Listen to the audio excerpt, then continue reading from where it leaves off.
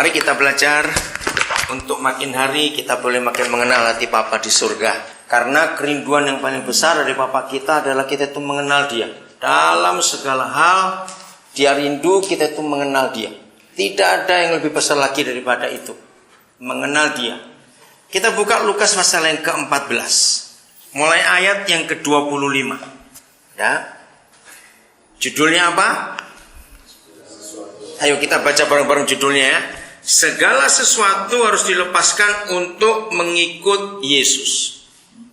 Saudara mendengar tema ini saja, saya percaya kita langsung tahu apa konsekuensi menjadi orang yang percaya Tuhan Yesus. Kalau kita sering mendengar di dalam kehidupan kekristenan, banyak masalah terjadi dalam gereja, dalam para pelayan, anak-anak Tuhan. Ya, kenapa itu terjadi? Karena prinsip ini yang dilanggar. Kalau kita mau jujur dengan merenungkan kalimat atau tema ini saja, saudara, mungkin hanya sedikit sekali orang-orang yang bisa masuk dalam kriteria mengikut Yesus yang sungguh-sungguh. Di sini kita belajar betapa sabarnya Tuhan sebagai guru dalam kehidupan kita. Kita akan melihat kebenaran ini dengan pertolongan Roh Kudus, supaya kita gak cuma mendengar, tapi kita sungguh-sungguh jadi pelaku firman itu. Amin. Ada 3 syarat yang kita akan lihat dalam perikop ini untuk menjadi pengikut Yesus. Ayat 25. Pada suatu kali banyak orang berduyun-duyun mengikuti Yesus dalam perjalanannya. Saudara, Tuhan Yesus sangat berbeda dengan para pemimpin yang lain yang ada di dunia ini. Secara umum para pemimpin di dunia ini, ya secara umum, pasti akan bangga kalau dia diakui sebagai pemimpin karena pengikutnya banyak. Betul tidak? Itu dunia. Tapi ternyata Tuhan kita tidak. Maka itu ketika dia tahu ada begitu banyak orang berduyun-duyun mengikuti Yesus, dia berpaling. Nah, sambil berkata, ia berpaling sambil berkata kepada mereka. Ini syarat yang pertama. Jikalau seorang datang kepadaku dan ia tidak membenci bapaknya, ibunya, istrinya, anak-anaknya, saudara-saudaranya laki-laki atau perempuan, bahkan nyawanya sendiri, ia tidak dapat menjadi muridku. Nah, saudara nanti akan menemukan 3 kali kata ini diucapkan Tuhan Yesus. Tidak dapat menjadi muridku. Enggak pakai kata kira-kira loh saudara. Sungguh-sungguh enggak dapat itu menjadi murid Tuhan Yesus. Nah, kita harus siapkan diri betul-betul. Karena kalau tidak, kita nggak akan layak disebut murid Yesus. Dengan serius dia berkata, nggak dapat. Nah, jangan saudara terjemahkan salah dalam kata ini. Misalnya harus membenci istrinya terus boleh kawin lagi, bukan begitu maksudnya. Tapi kata membenci dalam ayat ini, saudara perhatikan cara Tuhan kita berbicara, urutan-urutannya itu. Yang pertama dia katakan orang tua.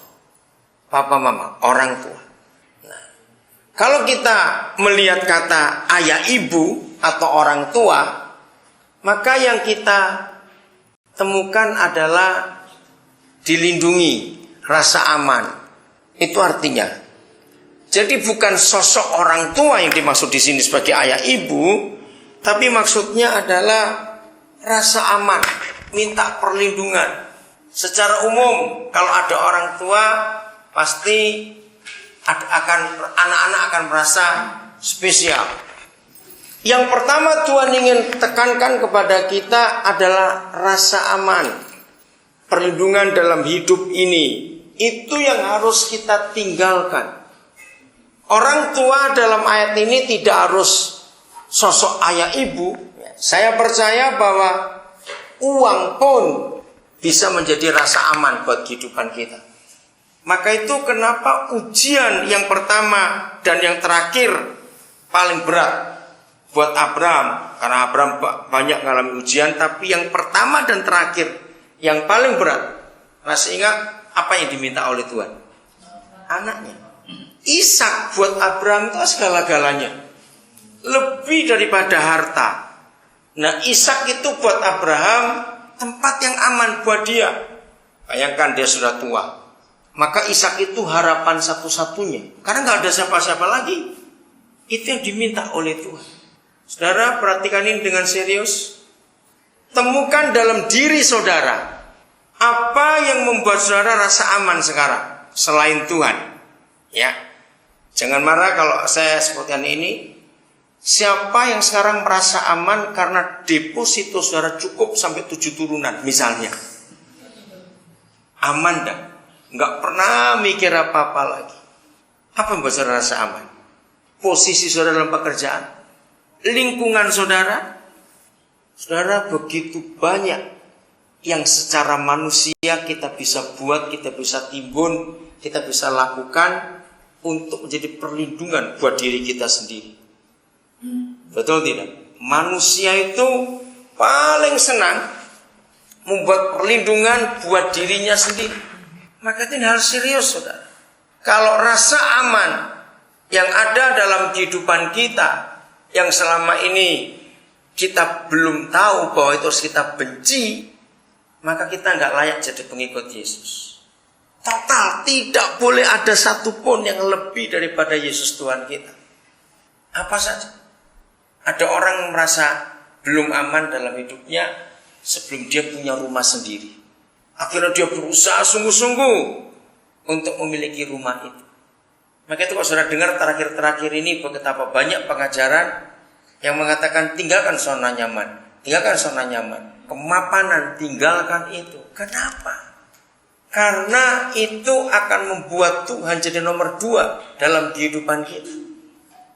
Contoh yang paling gampang untuk kita bisa membenci siapa yang melindungi kita ini sehingga tetap Yesus dalam kehidupan kita adalah hati kita lengket kemana, dengan apa, atau dengan siapa. Kita harus tanyakan itu. Kita ini melekatnya dengan siapa? Atau dalam istilah sehari-hari, sandaran hidup kita itu siapa dan apa selain Yesus? Coba temukan. Selama itu masih ada, maka kita belum layak menjadi pengikut Yesus. Tidak akan bisa. Ini tidak bicara soal fanatisme, tidak. Nanti kita akan temukan di ayat-ayat yang lain. Kenapa Tuhan menekankannya membenci loh, saudara? Orang tuanya, zona nyamannya, rasa aman. Harus, tidak bisa tidak. Ini yang kita harus perhatikan dalam hidup ini. Kita lihat dulu satu ayat. Saudara beri tanda Lukas 14, nanti kita kembali ke situ. Kita akan buka 1 Korintus pasal 7. Mengapa Tuhan menyuruh Paulus mengatakan kalimat ini? Ayat yang ke-31. Mengapa ada firman seperti ini? Sudah dapat? Ayo baca sama-sama ya. 1, 2, 3. Pendeknya orang-orang yang mempergunakan barang-barang duniawi seolah-olah sama sekali tidak mempergunakannya. Sebab dunia seperti yang kita kenal sekarang akan berlalu. Menurut saudara firman ini itu bagaimana? Coba saya minta berapa orang memberi jawaban dulu. Menurut saudara firman ini bagaimana? Pendeknya, Paulus tidak punya kata-kata lain lagi untuk mempersingkat semuanya itu. Pendeknya, orang-orang yang mempergunakan atau mempunyai barang-barang duniawi, tapi seolah-olah mereka tidak punya, tidak menggunakannya. Coba 2-3 orang saudara memberikan jawaban. Ayo, apa itu artinya? Ayo saudara berpikir.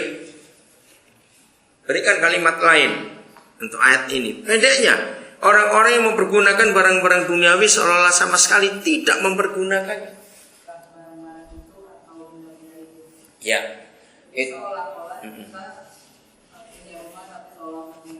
Ya. Bisa nggak dipersingkat yang lain? Ayo.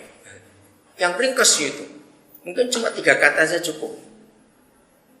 Tidak memiliki. Apa? Tidak memiliki. Tidak memiliki, kurang jelas.